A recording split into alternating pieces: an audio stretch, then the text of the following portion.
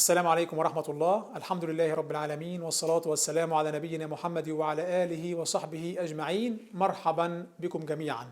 قانون الجذب، الطاقة الكونية، التأمل، اليوجا، أفكار طرأت على بلادنا مؤخرا، أفكار لا علاقة لها على الإطلاق بأي سند علمي. انتشرت هذه الأفكار على أيدي دجاجلة. يقول لك حاول تظبط ذبذبة جسمك بحيث تتوافق مع ذبذبة ما تريد فتجذب ما تريد، فيما يعرف بقانون الجذب.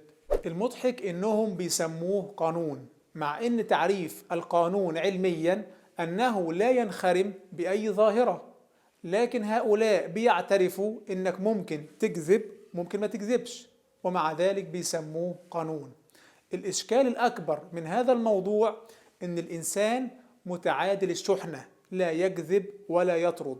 أيضا كتلته البسيطة لا تسمح له بأن يجذب أي شيء. فلما واحد من هؤلاء الدجاجلة يقول لك المكان الفلاني الطاقة الإيجابية فيه أعلى، أو هذا الإنسان الطاقة السلبية فيه أكتر فحاول تبتعد عنه، اعرف إنك أمام دجال، لأنه علميا الإنسان متعادل الشحنة، ليس لديه طاقة إيجابية ولا طاقة سلبية. قانون الجذب ليس له أي سند علمي على الإطلاق. لكن الأخطر من كده إن فكرة إنك تخلق أقدارك، إنك تجذب ما تريد، هذه الفكرة كانت مصدر ظهور أول فرقة ضالة في الإسلام، اللي هي فرقة القدرية. هذه الفرقة اللي بتزعم إن الإنسان بيخلق أقداره بيده، مع أن الله عز وجل قال: ولا يملكون لأنفسهم ضرا ولا نفعا ولا يملكون موتا ولا حياة ولا نشورا. عقيدة المسلمين أن الله عز وجل خلق كل شيء وشاء كل شيء وعلم كل شيء وكتب كل شيء، ومن ظن أن شيئا ينفع أو يضر من دون الله عز وجل فقد كفر كفرا أكبر. ومن ظن أن شيئا ينفع أو يضر كأحد الأسباب لكن ليست من جملة الأسباب التي جعلها الشارع أسبابا، فهذا يسمى شرك الأسباب، وهو شرك أصغر. يعني مثلا الدواء جعله الشارع من جملة الأسباب فمباح أن تأخذه، لكن التمائم ليست من جملة الأسباب، ولذلك الذي يتعلق بتميمة ويظن أنها تنفع أو تضر من دون الله فهذا كفر أكبر.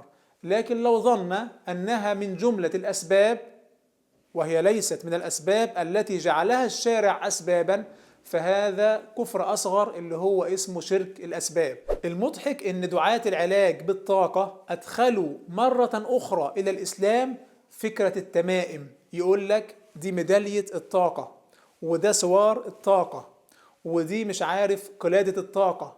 قال النبي صلى الله عليه وسلم: إن الرقى والتمائم والتولة شرك. لكن السؤال هنا: من أين لهؤلاء بفكرة الطاقة الكونية؟ طبعا مصدر هذه الفكرة هو الديانة البوذية. الديانة البوذية انتشرت في الغرب لأن الغرب منهك ماديا، فالغرب بيحتاج إشباع روحي لكن بدون تكاليف شرعية، فوجد ضالته في البوذية. فكرة بتقوم على التأمل والاسترخاء واستجلاب الطاقة الكونية حتى ترتاح وكل هذه الخرافات. لكن هل الطاقة الكونية هي مثلا طاقة حرارية؟ ليست كذلك. طاقة كهربية؟ ليست كذلك. طاقة شمسية مثلا؟ ليست أيضا كذلك. لا يوجد لها تعريف علمي لدى هؤلاء الدجاجلة. يقول لك هي بس اسمها طاقة كونية. ما هو تعريفها العلمي؟ كيف تقاس؟ لا يوجد أي شيء في هذا الباب. طبعا البوذية فيها فكرة الاسترخاء والتأمل، ولا يتصور إنسان أن التأمل في البوذية هو التأمل مثلا في ملكوت الله. لا طبعا، التأمل في البوذية معناه السكون التام، سكون الموتى، لا تفكر، لا تأكل، لا تشرب، واسكن ولا حتى تتكلم. ده التأمل البوذي، أو اللي هو في الهندوسية بيسمى اليوجا. طبعا في البوذية، وعلشان تكون بوذي مطبق لهذه الديانة، لا تأكل إلا وجبة واحدة في اليوم قبل الساعة 12 ظهرا، وعليك أن تظل متأملا لساعات قد تصل إلى 18 ساعة. مع طول هذه الفترة ومع السكون التام والتركيز على مثلا شمعة، هذا يولد لدى الإنسان نقص شديد في الجلوكوز اللي رايح لمخه، ويبدأ بالفعل يشعر بأعراض الهلوسة، فيتخيل التوحد مع طاقة كونية ويتخيل كل هذه الخيالات. فالموضوع في الأصل هو هلوسة ناتجة عن السكون لساعات طويلة. الغريب ان ستيف جوبز اللي هو مدير شركات أبل كان بوذيا، ولما أصيب بسرطان البنكرياس بدأ يطبق التعاليم البوذية من التأمل والحمية الغذائية وأكلات معينة وسكون تام، حتى ظهر كما رأيتموه متقشفا في ثيابه وما إلى ذلك. وبدأ بالفعل يطبق الميكروبيوتيك والعلاج بالطاقة، ورفض تماما إجراء العملية التي قال الأطباء أنها ضرورية لحالته. قال لهم أنا هطبق العلاج بالطاقة. كانت النتيجة المعروفة أن المرض استشرى فيه بصورة لم يستوعبها حتى الأطباء نتيجة تصديق هذه الخرافات. المرض بتاعه يوصف طبيا أنه بطيء النمو، لكن نظام الميكروبيوتيك اللي اتبعه والعلاج بالطاقة خلاه استشرى بشدة.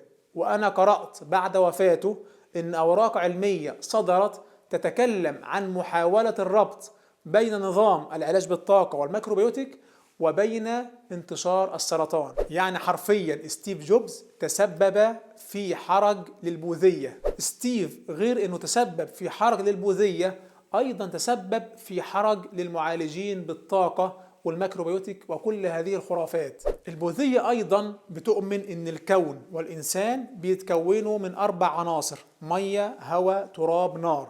أي خلل في هذه العناصر بيؤدي إلى جملة من الأمراض. ده تصور البوذيين. المدهش أن دعاة العلاج بالطاقة في بلادنا بدأوا أيضا يدخلوا هذه المفاهيم المريضة المضحكة إلى بلادنا، مع أن احنا حرفيا من 150 سنة تبين لينا أن فكرة تكون الإنسان والكون من 4 عناصر هي فكرة خطأ علميا. بعد أن تم وضع الجدول الدوري لمندليف ثبت أن الكون بيتكون من 118 عنصر وليس 4 عناصر، والمية والهواء والتراب ليسوا أصلا عناصر وإنما مركبات تتشكل من بعض العناصر. ده بيبين مدى سخافة فكرة العلاج بالطاقة وضبط العناصر ال4 وغير ذلك من هذه الخرافات. طبعا البوذية فكرة العناصر ال4 اقتبستها من فلاسفة اليونان القدامى، وللأسف لغاية النهاردة في كتب البوذية المقدسة هذه المعلومة أن الإنسان والكون بيتكونوا من 4 عناصر. لو حاولت تعرف كيفية العلاج بالطاقة وكيف يدلس هؤلاء على الناس، عليك أن تدرس ولو دراسة مبسطة الديانة البوذية والديانة الهندوسية. وأنا عملت دورة مختصرة في هذه المسألة منذ شهور، الرابط بتاعها في أول رابط في وصف الفيديو ده. المستفز في دعاية العلاج بالطاقة إنهم بياخدوا المصطلح الطبي ويحاولوا يلبسوه معنى تاني علشان يضحكوا بيه على الناس. يعني يقول لك مثلا الأطباء بيستخدموا التنويم المغناطيسي، وطبعا ده كذب، لأن الأطباء عندهم حاجة اسمها الاسترخاء الإيحائي. بيحاول يهدي نور الغرفة، بيحاول يهدي الأصوات من حولك، ويقول لك حاول تستريح واطرح مشكلتك، لكنه مش بيجبرك على النوم، ولن تنام نوما كاملا، ومش هيسلبك الإرادة كما يروج الإعلام وكما يظهر في بعض الأفلام. مفيش حاجة اسمها تنويم مغناطيسي، كل اللي بيحصل استرخاء علشان تحكي اللي عندك. دعاة العلاج بالطاقة بيلعبوا على المشترك اللفظي. كلمة تنويم مغناطيسي تكتب في بعض الكتب، لكن لا يقصد بها هذه الأفكار التي يروج لها هؤلاء. أيضا البوذية عندها حاجة اسمها مسارات الطاقة في الإنسان، وأيضا مداخل الطاقة. وطبعا معروف طبيا وتشريحيا أن هذه خرافات. ويقول لك مركز الطاقة بجوار السرة، ولذلك عندهم في المعابد البوذية قبل البداية في ألعاب القوى بيضع اللاعب يده جنب السرة. والنهاردة ثبت طبيا أن السرة ليس خلفها إلا المصارين، وإن الطاقة في الإنسان مصدرها العضلات وليس في السرة أي عضلة. طبعا خرافة مسارات الطاقة ومداخل الطاقة أو الشاكرا وكل هذه الأوهام مصدرها فقط نقل من البوذية اللي هي نقلت من فلاسفة قدامى. لكن هنا سؤال، بعض الناس بيقول لك أنا أخدت دورة في العلاج بالطاقة وبدأت بعض المشاكل النفسية بالنسبة لي تتحسن. طبعا ده بيسمى العلاج الوهمي، البلاسيبو. طبعا العلاج الوهمي معروف لدى الأطباء، لكن لما تنصب بيه على الناس باسم العلاج بالطاقة فهذا ليس له مسمى إلا الدجل. واحد من هؤلاء المعالجين بالطاقة يعترف، طبعا اعترافه مشهور، انه بدأ يعالج سيدة وهي في غرفتها وهو في بيته، فاتفق معاها على موعد معين تكون هي صاحية فيه في غرفتها، ويبدأ يرسل لها مجموعة من الطاقة الكونية. صاحبنا ده بيعترف ويقول ان هو في هذا الوقت انشغل وراحت عليه نومه. بعد ما صح من النوم جاءه اتصال غريب، تقول له هذه السيدة إن أنا في ذلك الوقت بالفعل شعرت بطاقة كونية من حولي. طبعا ده يبين إن الموضوع كله مجرد وهم، مجرد إيحاء، مجرد لعب على عقول هؤلاء الناس. الله عز وجل تفضل علينا بالشريعة الصحيحة والعلم الموجود المعتبر. لماذا نترك كل هذا ونلجأ إلى هذه الخرافات التي تدور بين الشرك الأكبر لو اعتقدنا أنها تنفع أو تضر من دون الله، أو بين الشرك الأصغر اللي هو شرك الأسباب لو اعتقدنا أنها من جملة الأسباب والشارع لم يجعلها أسبابا. فالإنسان الواعي، الإنسان العاقل، عليه أن يتقي الله وأن يأخذ بالأسباب ويتوكل على الله عز وجل. مشروع العلاج بالطاقة وهذه الدورات هي فقط للكسالى، فقط للذين يريدون أن يعرضوا العقيدة لهذه الموجات من الفتن التي قد تؤدي إلى كفر أكبر أو كفر أصغر. النبي صلى الله عليه وسلم يقول: إذا سألت فاسأل الله، وإذا استعنت فاستعن بالله. الطاقة الكونية ليس لها أي تعريف علمي وليس لها معنى إلا السراب والوهم والإيحاء. نسأل الله أن يعافينا من هذه الخرافات، والسلام عليكم ورحمة الله.